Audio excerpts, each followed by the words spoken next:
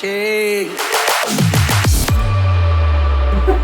a tutti, bentornati su Winter Quartering. Sono qua con il mio amico Emberghe. Ciao a tutti. I gioconauti, amici alleati del canale, come sempre. Anche perché sennò non sarei qua. Io ho giocato a Pontiac's War, sì. della Compass Games. Frontier Rebellion 1763-66.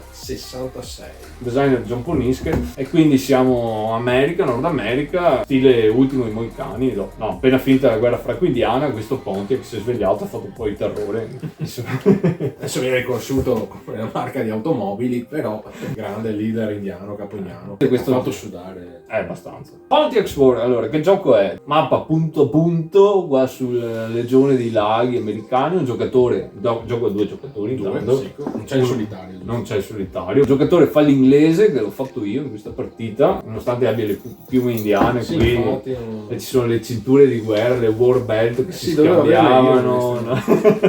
Ho fatto l'indiano, il nativo americano indiano, però si chiamavano indiani, cioè i nativi americani si chiamano Indians, non Native Americans. Infatti la rispetta. E poi qua sì, ci sono anche tutti i nomi di tutte le varie. Sì, Poniske qua ha fatto, cioè uno che ha le mani in pasta, queste robe qua, insomma è molto colto, sta molto attento, ha fatto una bella ricerca. Anche qui sui precedenti giochi ha fatto Bloods on the Ohio, che è sempre più o meno lo stesso sistema all'inizio mi sembra della guerra di rivoluzione americana. Poi King's Philip War, che è un altro episodio un po' conosciuto, sempre della storia dei nativi americani. E John Poniske poi è famoso perché è anche l'autore di Hearts and Minds, no? Il card driven sulla guerra in Vietnam. Molto carino, che consiglio personalmente. Sì, dai, tutti i giochi piacevoli suoi. E questo? È questo un movimento punto a punto, ci sono carte, però non è un card driven, perché qua giochi le carte solo nei combattimenti. Sì, che potrebbero, anzi spesso hanno effetti non sul combattimento ma su altre cose in mappa. Un po' strano questo meccanismo, un po' particolare. Sì, perché l'autore dice che quando giochi una carta in realtà, mentre tu combatti qua, le cose avvengono in simultaneo in tutte le zone della mappa, e quindi è un modo per far muovere le cose un po' dappertutto, dare un respiro insomma alla zona qua. In realtà poi le carte le puoi usare in determinate situazioni, perché ci sono 4 tipi di insediamento. Sì, perché non c'è la carta generale qui, adesso ogni area sulla mappa rappresenta un tipo di terreno, quindi voi potete, se combattete in quel terreno, potete giocare quel tipo di carta associata a quel terreno, che potenzialmente ha un effetto da tutta un'altra parte. Potrebbe avere un effetto su quel combattimento, ma altre cose. Certe carte sono negative, perché sono le sfighe, quindi che quindi o fanno perdere punti vittoria o hanno effetti in generale negativi. Qua è fortuna pescarli nel momento in cui non danno problemi, o sfortuna pescarli nel momento sbagliato, quindi bisogna tener conto anche di queste. Le no card sono una sfiga, perché praticamente se ce le hai in mano e le giochi è un evento negativo, se no te le puoi tenere in mano per non giocarle, ma alla fine del turno sono punti negativi, quindi ti influenzano le condizioni di vittoria. Praticamente sono degli eventi che devono succedere. Tra l'altro le carte, è solo flavor, però hanno i colori diversi per associare, ad esempio se è francese, se è inglese, piccole cose ma sempre apprezzate, devo mettere, sono curate anche le carte. Sono curate esteticamente, personalmente non mi piacciono molto, soprattutto il flavor text, però il flavor l'ha curato. Il flavor text su tutte è bello, cioè, si vede che è appassionato del tema, te lo fa rivivere anche in tanti dettagli del gioco, tante meccaniche sono tutte associate a un determinato aspetto storico, e ti motiva anche nel regolamento, scrive il perché di queste cose, che è una cosa bella. Avrei apprezzato che nel regolamento magari scrivesse anche qualcosa relative alle regole, esatto, non solo il perché. Un po' più chiaramente, ma penso sia tra i regolamenti che più si allora, non è che il regolamento sia fatto male, che non si capisce. No, in realtà i concetti ci sono, è che non sono chiaramente espressi in modo che vi lascia di quei dubbi mentre giocate, che poi ragionando ma se è così allora sì, dai è così, poi andiamo a vedere, ma aspetta, a pagina 3 c'è l'esempio che smentisce quanto ho scritto di qua, ma questo è sì, ha fatto su un gioco facile, perché diciamo non è difficile come gioco. Le regole sono 12 pagine.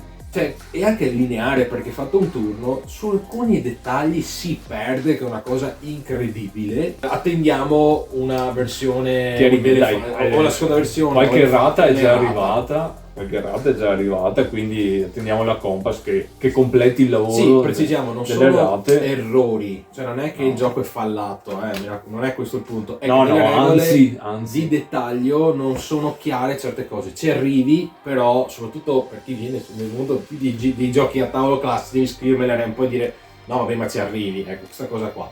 Però messo da parte questo aspetto che può essere un po' una barriera per chi non conosce la Compass in generale, ma è normale anche la GMT. Sì, beh, ci sono dei titoli peggiori. Sì, assolutamente, dove le rate superano il regolamento. Il gioco è tutto sommato lineare perché alla fine agisce prima l'indiano 8 turni personali. Sì, la sequenza di gioco è facilissima. Si muove, rinforzi, giustamente. Che aspetta, però sono carini i rinforzi perché tipo l'indiano deve dare appunto le cinture di guerra. Che sceglie la versione pro o la versione token.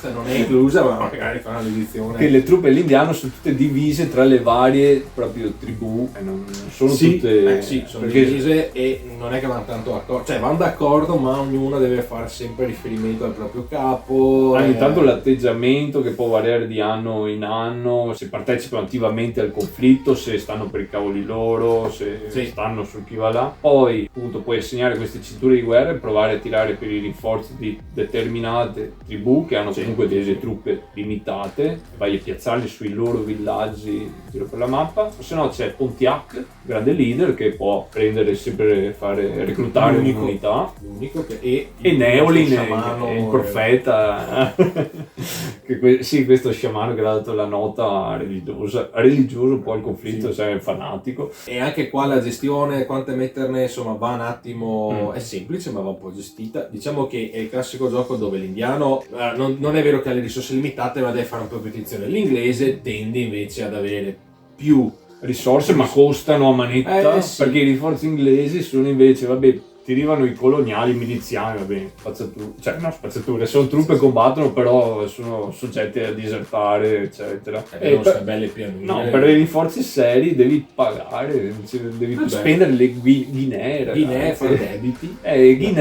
Una guinea, un punto forza di qualsiasi roba, però a fine partita ogni 5 o 3 guinee che hai speso va un punto vittoria all'indiano. Perché anche qui non abbiamo magari detto si va a punti perché vittoria si va in sul gioco bancarotta, con obiettivi. È importante dire questo, il gioco va a punti vittoria più obiettivi. Sì, esatto. Quindi ad esempio nel primo scenario l'indiano deve fare fuoco e l'inglese deve spazzare via tutti i forti inglesi. Io sono riuscito a fare molto fuoco, bastava quel tanto così per fare proprio che sarebbe stato un mondo meraviglioso, che Trump scansati, sarebbe stato indiani d'America, altro che negli Stati Uniti d'America, indiani d'America. Purtroppo devo dirla, io ho fatto 27 tiri di dado consecutivi sull'ultimo attacco, 0 successi complessivi, cioè 3 annullati. Non sei forte. Possiamo stare giusto così.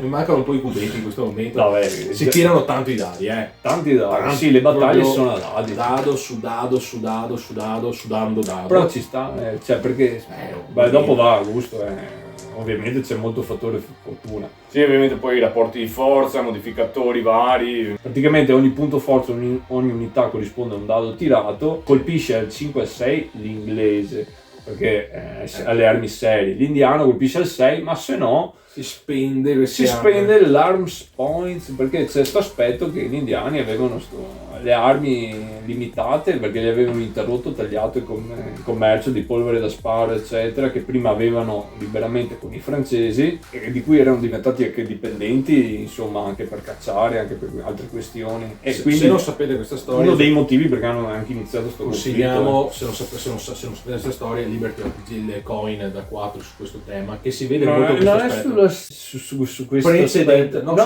sulla guerra della rivoluzione, quindi subito dopo. Ma la guerra di rivoluzione americana è uno dei motivi, la vedi anche nella guerra di Pontiac, che ha portato a questa rivoluzione, che ha esasperato questa situazione, perché praticamente colonie americane dicevano sì, devo pagare tasse agli inglesi, gli inglesi non ci proteggono. Mi ricorda qualcosa. E poi l'ultima adesso dei dazi all'epoca non c'erano. L'ultima famosa è stata quella del tè, e quindi in più facevano dei trattati come questa guerra qua, che è stata inconcludente tempi qui mettevano dei confini per le zone indiane, i coloni invece volevano espandersi, spingersi, mi metti anche i confini. Giusto, viene dopo perché sono gli americani qua non ci sono tanti motivi, tecnicamente americani, è vero, però si sentiva bene quel rapporto con i francesi che qua si sente. È carino l'idea di elastico su queste armi, perché le consumi, perché come indiano devi usarle, perché tirare già col avuto la sfiga col 5-6, figurarsi solo il 6, però quando conquisti i forti le riguadagni e quindi le rubi praticamente, cioè vai a riprendere un po' di armi, poi magari l'inglese riconquista il forte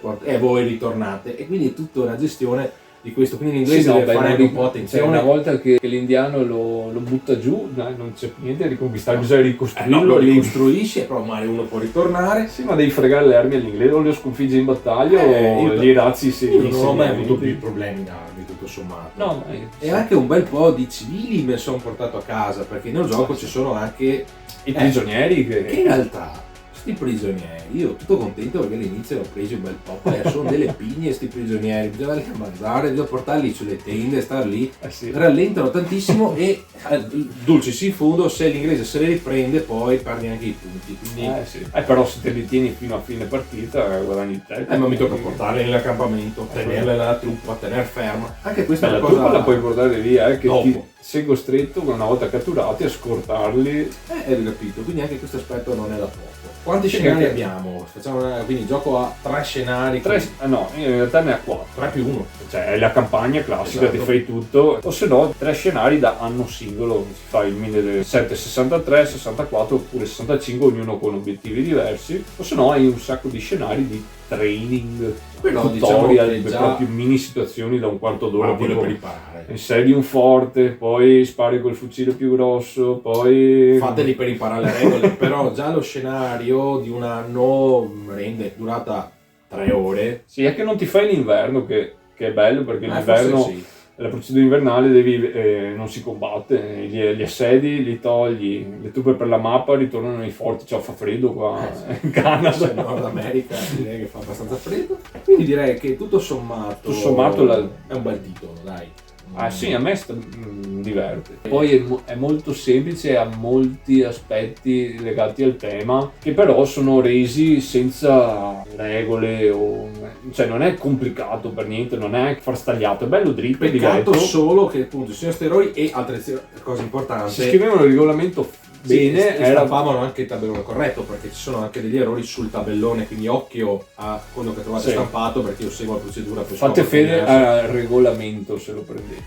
E all'errata poi, perché è una cosa importante. Anche qui probabilmente poi faranno altre edizioni, sistemeranno cose, è assolutamente giocabile. Bisogna vedere quanto vende.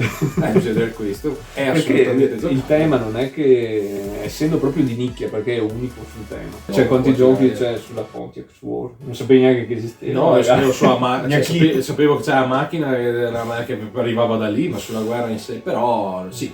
E ti devo dire, il primo titolo del design invece, King's Philip's War, che è su un altro aspetto della guerra indiana che nessuno conosceva. All'inizio il mondo si è scandalizzato perché ho detto sto qua volesse fare una roba negativa verso la cultura dei nativi americani, invece era il contrario l'intento, proprio portare alla luce un aspetto della storia che invece è importante nella storia americana, che è molto sottovalutato, invece è poco conosciuto. Poi Blood on the Ohio ne ho detto niente, qua non ho detto niente. Insomma, sono sempre sarà staccati, ha capito che l'autore ne sa e quindi si mette a fare. No, assolutamente qui non è fazioso, non è cazzioso. No, per niente. Assolutamente nulla, e anzi, come sempre accade in questi giochi, nel regolamento con tutte le note del design, note storiche, è una parte molto bella. Poi anche una bella bibliografia, le note storiche sono curate. Quindi è anche una buona occasione, come spesso accade in questo tipo di giochi, per saperne qualcosina di più. E direi che l'abbiamo eviscerato per bene. Qualità di materiali è dato buona, questa è una cosa che non abbiamo mai accennato. No, qualità di materiali bellissima, la Compass su questo aspetto bene, qualcosa di grafica si poteva sistemare sulle carte, ma per il resto i token sono molto carini. Comunque un bel puzzle strategico per la mappa, anche come gioco, c'è tante robe da pensare, tante leve da tirare, se non faccio quello allora non vado di là, tanti tipi di movimento, blocco sto spazio, l'altro non può fare il movimento navale, ti arrivano le truppe a Philadelphia, le compro, mi arrivano in estate.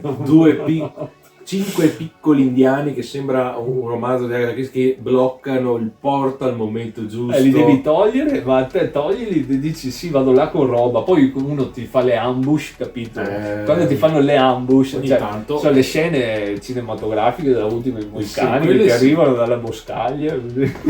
e poi arriva tanto per dare l'idea, poi arriva un plico di inglesi a vendicare quell'ambush poverino, però poi così l'abbiamo fatto. A un certo punto, dopo 2 subite, si sono svegliati e poi noi facciamo qualcosa. Quindi dai, consigliato. Sì, una roba a me è piaciuta comunque. È che nonostante sì, gli inglesi sono duri, dici, sono pericolosi, però gli indiani è molto ben bilanciato il rapporto tra le due forze.